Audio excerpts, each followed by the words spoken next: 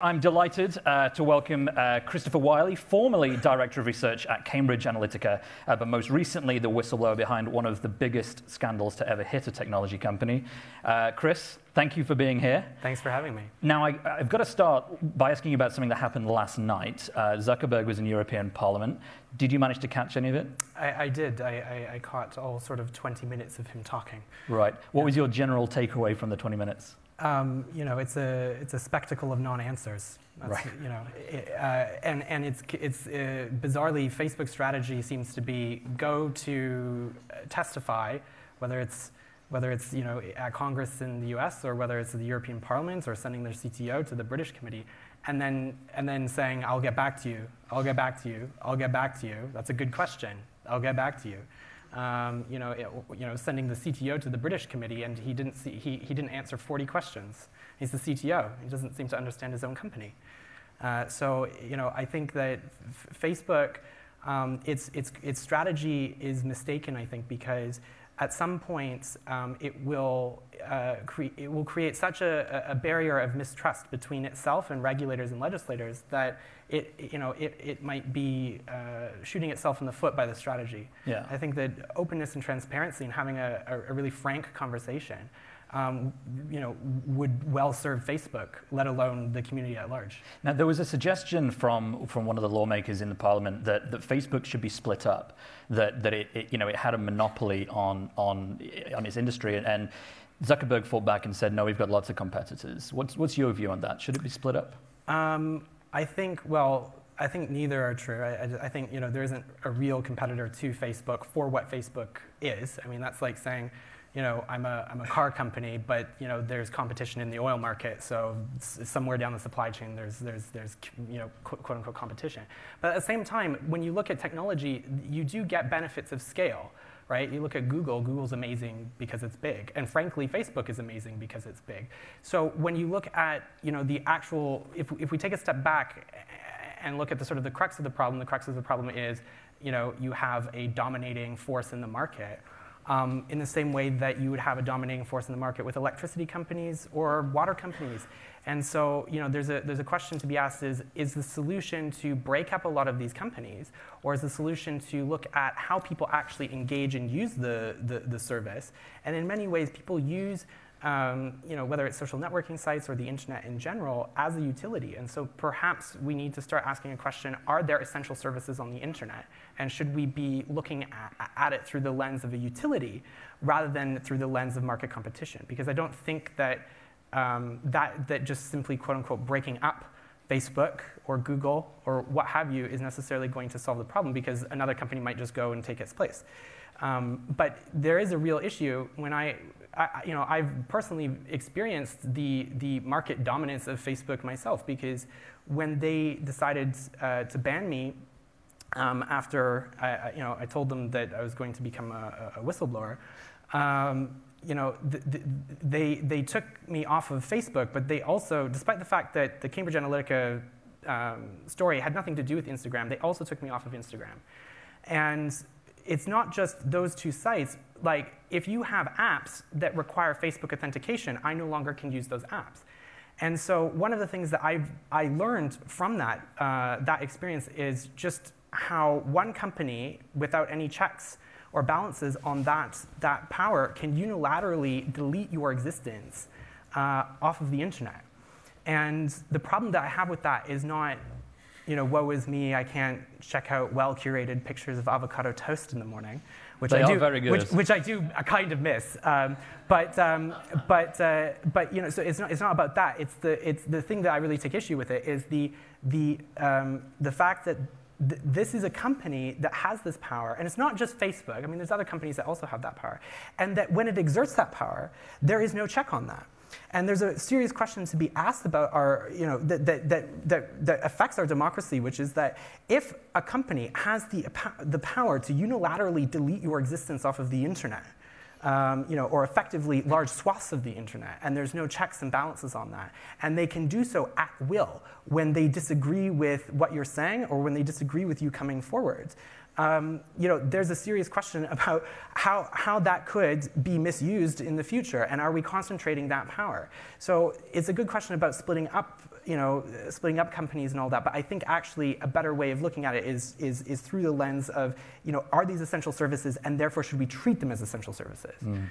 Well, take us back to the start, maybe the days leading up to the news breaking.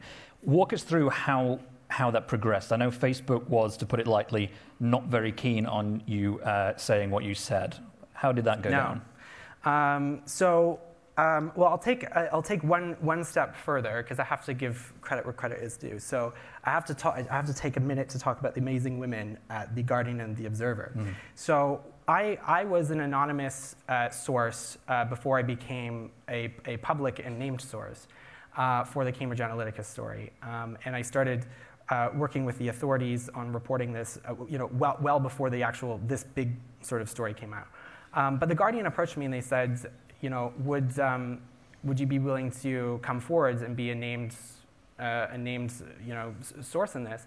And one of the things that we discussed was, well, is this just going to be another tech story or another data breach story? Because there's been countless numbers of data breach stories that are on page 8 of the technology section of a paper. No one really cares, even if it's like your MasterCard details.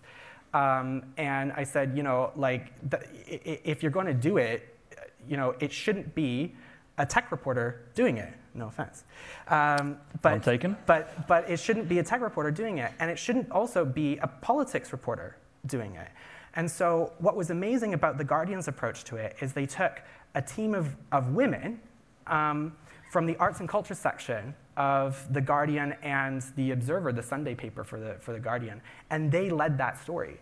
And what was great about it was that they made it translatable and understandable and digestible for people who weren't, technically minded or quote unquote tech bros, and made it accessible for those people, which I thought was really important. When we went and approached Facebook and let them know that this story was then coming out, their first reaction was to threaten to sue The Guardian. They said that it wasn't a data breach, and that they would sue The Guardian for defamation and whatnot. It's funny because later the CTO of Facebook at the parliamentary hearing in Britain said the reason they did that was because that's just how they thought it was done in Britain, that apparently you just threaten newspapers left, right, and center, and that was acceptable. That was actually his answer. So I spoke with them. I spoke with their vice presidents. My lawyer spoke with Paul Graywall. And the original conversation that we had was actually very conciliatory. I was quite keen on working with them. This was before the story came out.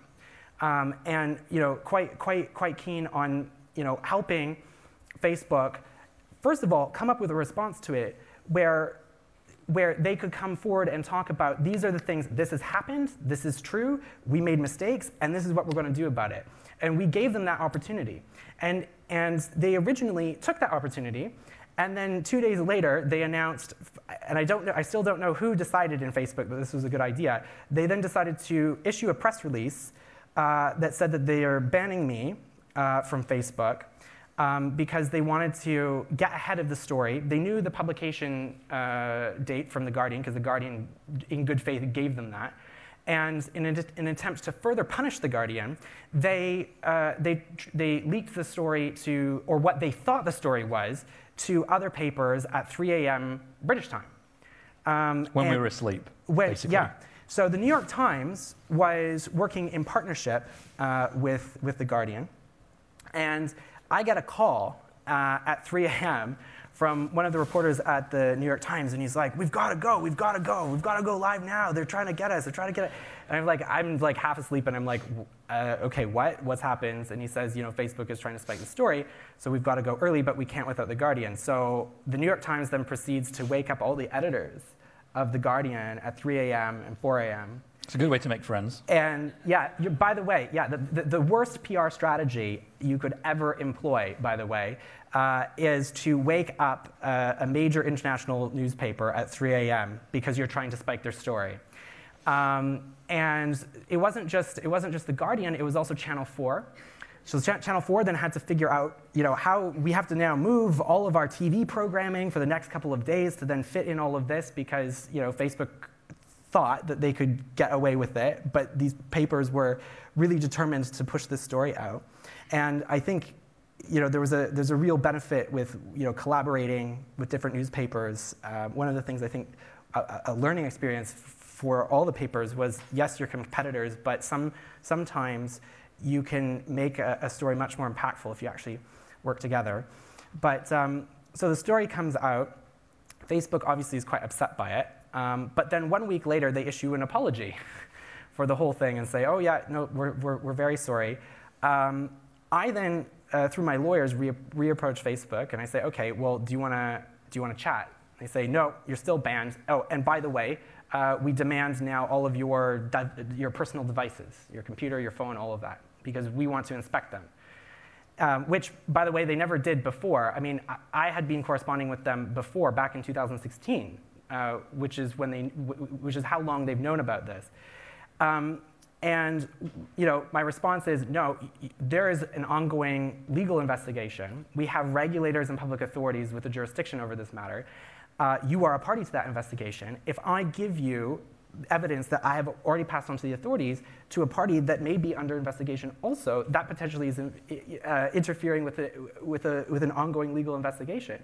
And they never had even thought of that. They were so entitled that they thought, we can police ourselves and we can enforce whatever we want. They then get asked to appear at the British parliamentary inquiry.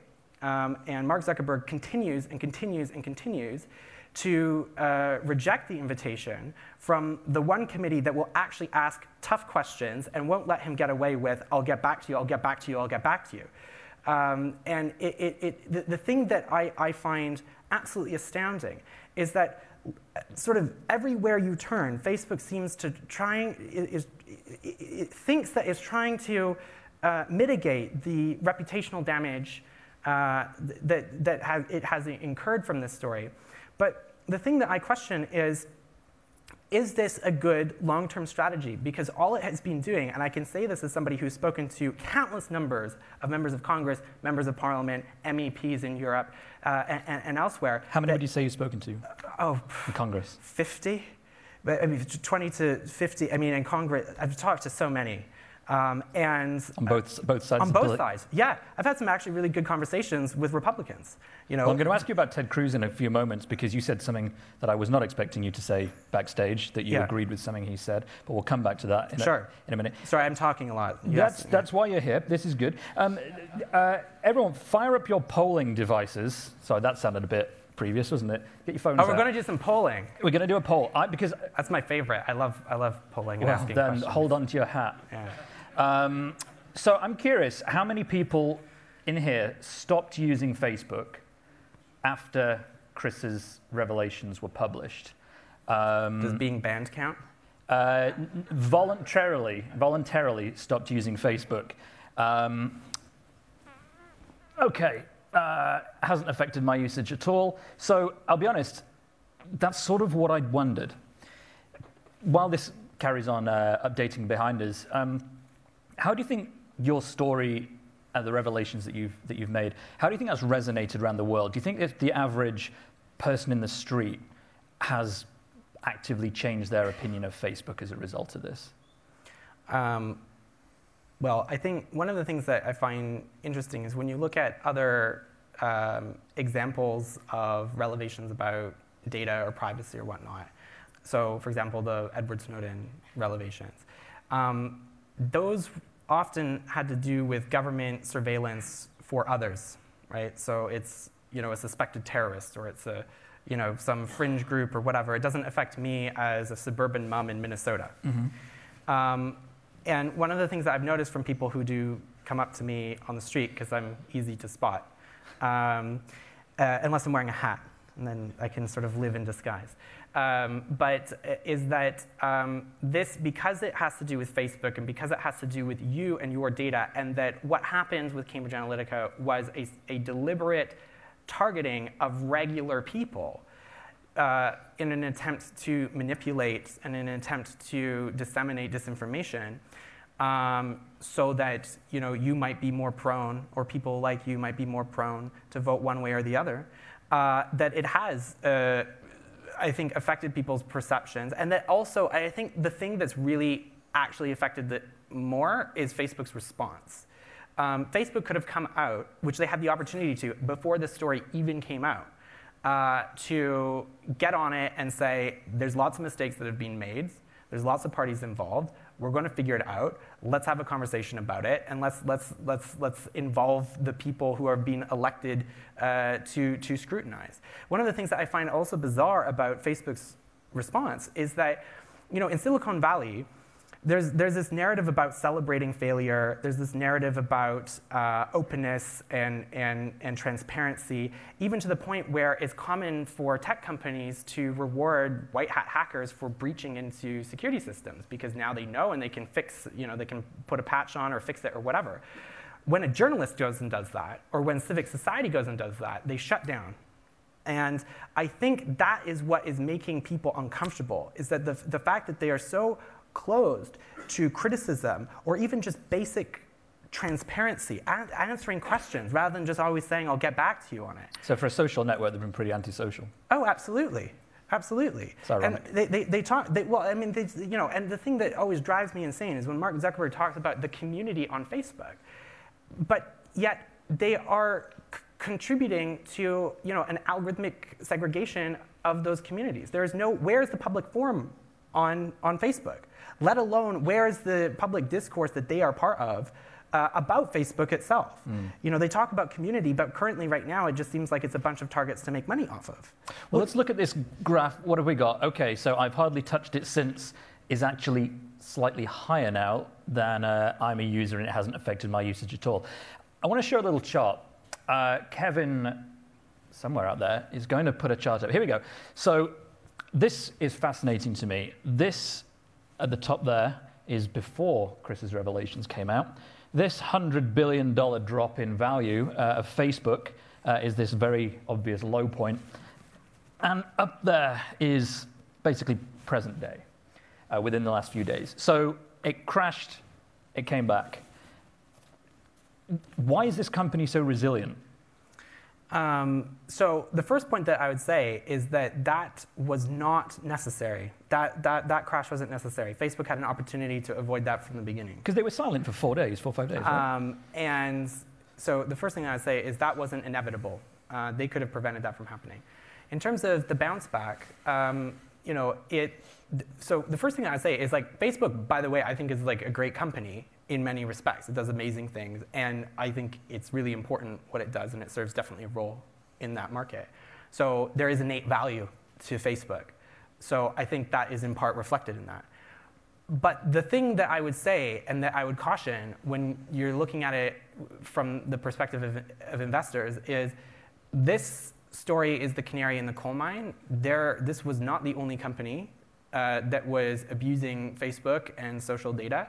And secondly, regulations are coming. I mean, the conversation has absolutely shifted, and the mentality has absolutely shifted, both in regulators and in legislators. And so this, is a sigh of relief, but it's a misguided sigh of relief because regulations will be coming. Have you talked to members of Congress about regulation? Yeah. Are they keen? Yeah. Is it going to happen soon? Does anything happen soon in Congress? I don't know. But the conversation absolutely has shifted. And when you talk, and by the way, this is not just Democrats. Talking to libertarian, small government Republicans who concede that this is maybe an appropriate point for government to step in and create some basic rules. And so the thing that I would say to Facebook, and the thing that actually I would say more broadly to other tech companies is don't get dragged down because of Facebook. So just because Facebook isn't proactively engaging with legislators doesn't mean that if you're Google, you don't have to. You should go. You should be proactive about it. Represent the tech community and say that it doesn't have to be evil. I don't think it has to be evil. I don't think it is evil for the most part. I love tech. I love data. But there are some legitimate problems that we should be frank about.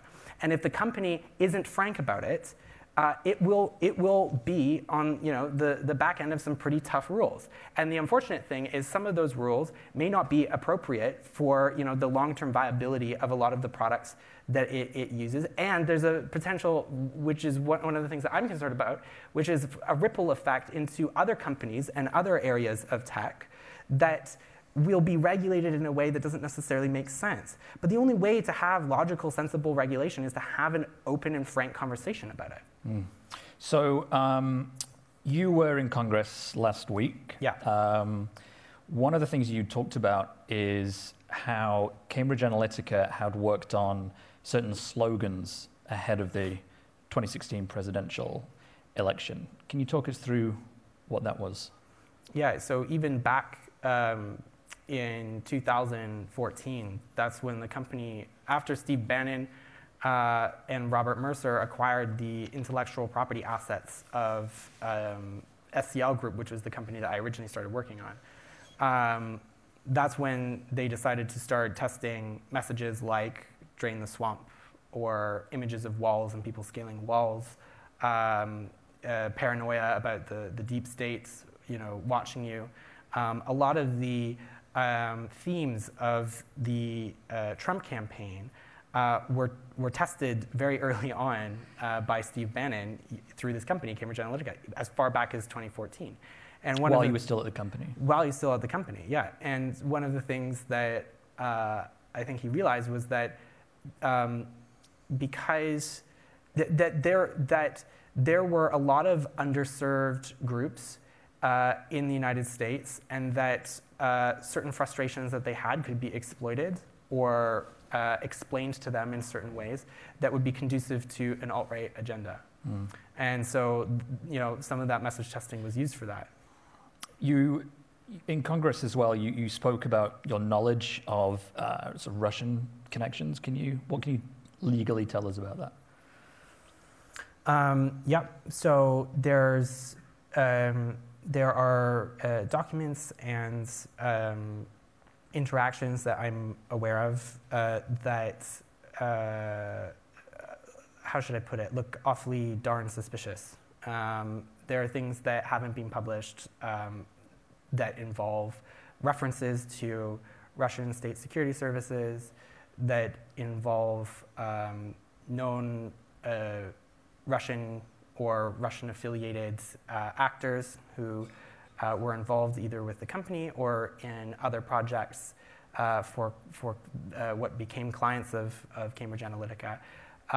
And so I have just started working with the House Intelligence Committee, the Senate Intelligence Committee, on those issues. And my concern is that, in large part, I don't think that Facebook and other companies really realize that you aren't just a social network. Like, you have created a battle space for information warfare, and that creates real risk to our democratic institutions. And this is why I get so frustrated with the response, because I've seen things that are deeply concerning, and they seem to care more at the moment about maintaining their share value and their reputation than really speaking frankly about some of the effects that and activities that may have gone on during the past election cycle. Have you been working with the FBI? Yes. And the ongoing investigation that they are pursuing? I've been working with the FBI. Okay.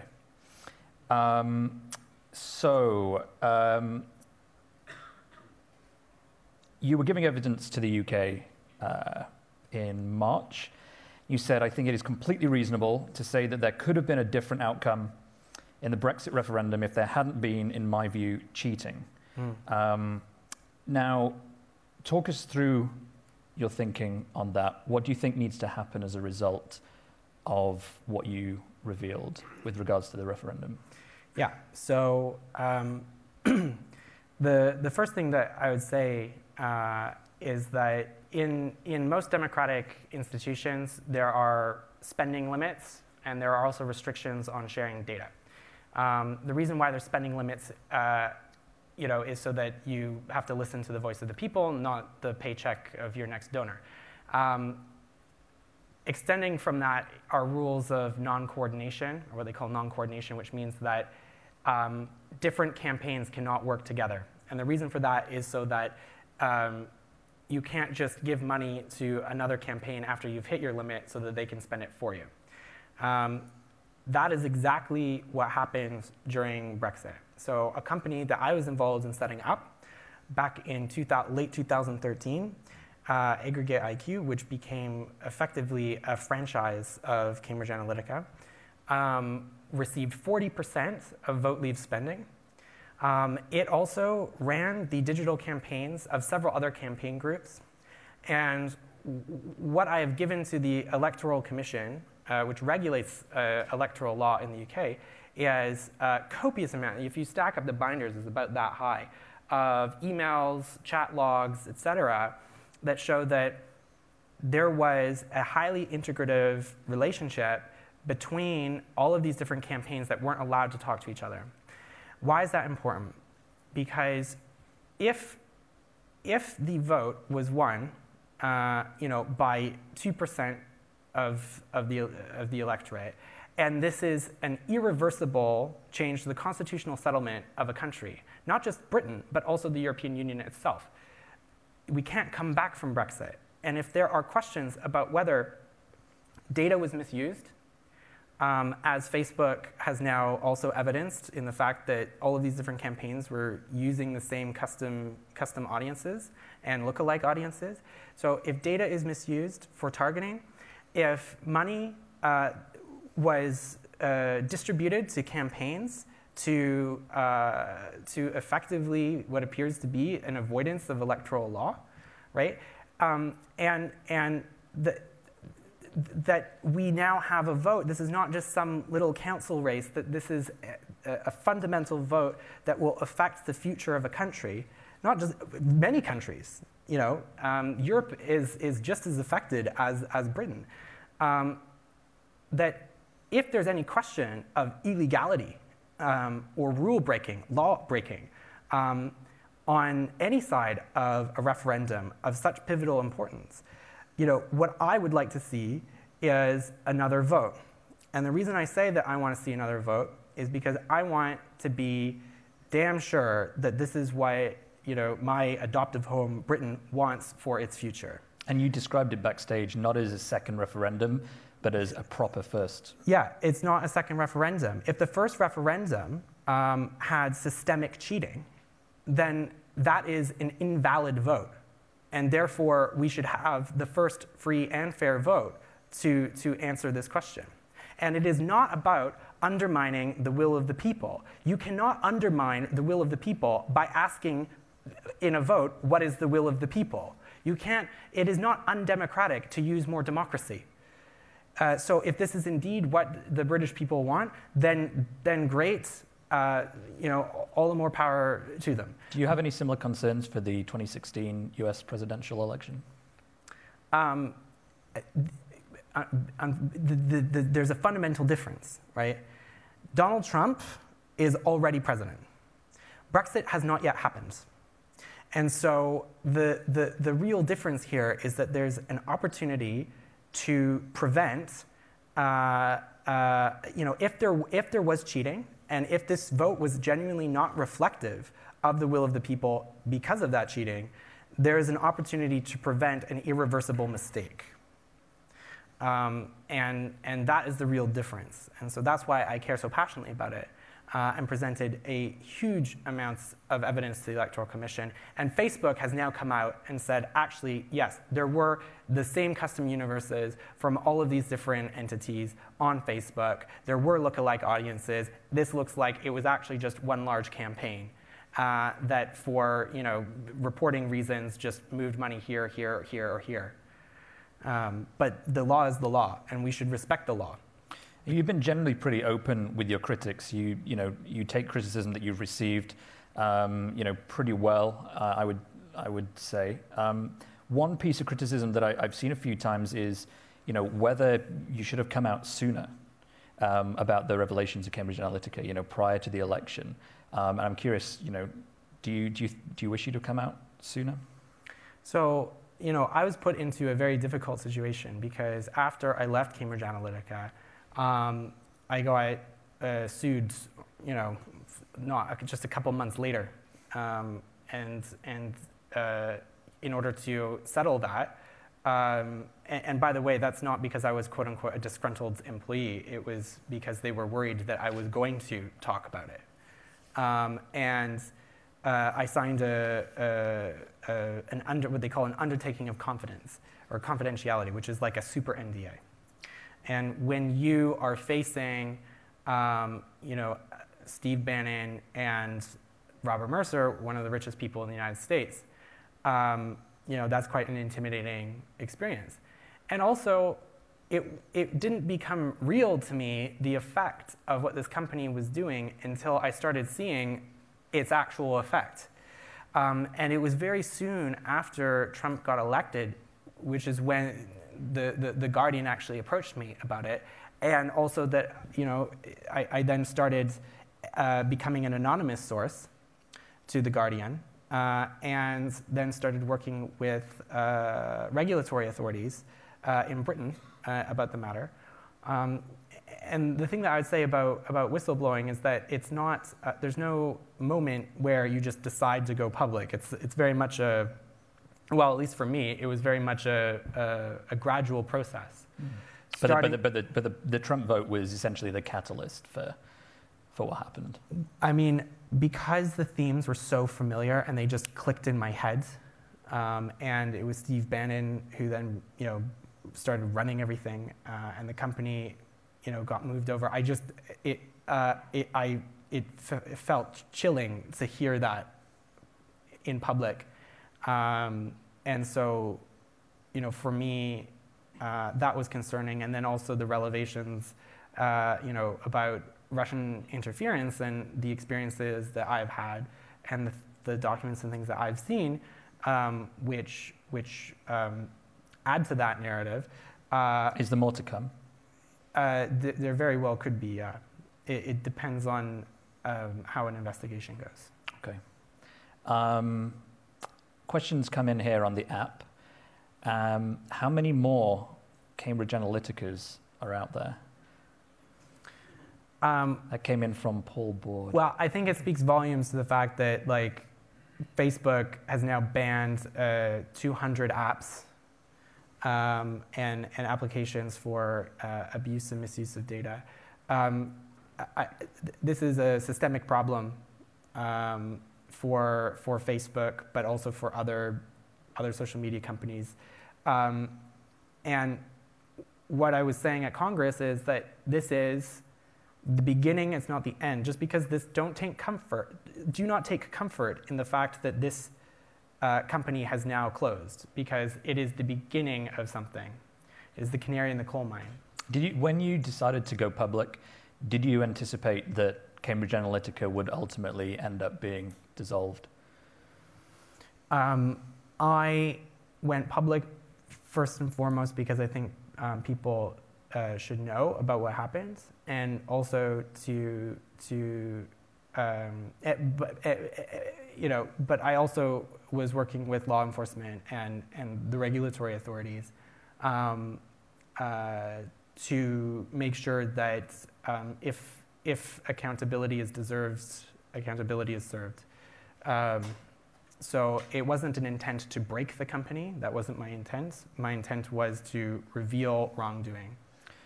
What do you think to GDPR, which is coming into force on Friday this week? Yeah. Do you think that had that have been in force, a few years earlier, that it could have prevented? No. Okay, so it's pointless. I'm not a fan of the GDPR. What's the main problem with GDPR? It is regulating technology 10 years ago. When you look at, for example, AI, so when you look at how the law regulates lots of other things, often it's regulating behavior. And the problem that I have is that, with AI, particularly moving forwards into looking into the future, because that's what laws should do. They should be prospective and look into the future. When we have a society moving forward where everything every device is a smart device. Every device becomes interconnected. All of a sudden, you're going to have algorithms that can make inferences about things without necessarily holding a particular database about you, or have the potential to. That when you look at AI moving forward, we should be asking questions about understanding, about memory, about inferences, about intention, in the same way that we regulate people. Because this idea that this is a data issue is like, for me, where in our brains do we store a particular knowledge of a word or anything? We don't. And so if we're creating smart things moving forward, and I'm not talking about now, I'm talking about 10 years from now, 20 years from now, which is what we should be concerned about. Where in this AI is your data? Maybe it just makes inferences about you. Maybe it has access to your cousin's genetic data and makes inferences about the disease that you have based on the heritability of a disease that identified in your cousin's DNA. Now, is that data about you, or is that an inference? Is a decision being made? What is it that we actually want to regulate here? It's not. So for me, I think really taking a step back and asking questions like, is this just about data, and is this just about consent? Or is this about proportionality of use? Is this about reasonable expectations from that use? Is this about transparency, right? And the other problem that I have with the GDPR is I don't understand how it's going to work 10 years from now, 20 years from now, when everything is interconnected. Because if you walk into a building and it recognizes you, do you need opt-in consent for that to happen? Like, how is that going to work, right? So I think the intent of the GDPR is absolutely correct. But I think that this is why tech needs to be involved in the discussion about regulation. Because we need, if we have agile tech, if we have rapidly developing tech, we need agile legal frameworks. We can do that. That's not impossible. If you can build an agile company, you can build an agile regulation. But that involves companies like Facebook coming to the table and just talking about it. And maybe they could start by coming to Britain and talking about it there. Yeah. Yeah. Well, I've got a big red sign in front of me and an editorial overlord over there waiting to come on. So we're going to have to leave it there. It's very red. The big red thing there. Yeah. Ladies and gentlemen, please give a big round. Christopher Wylie.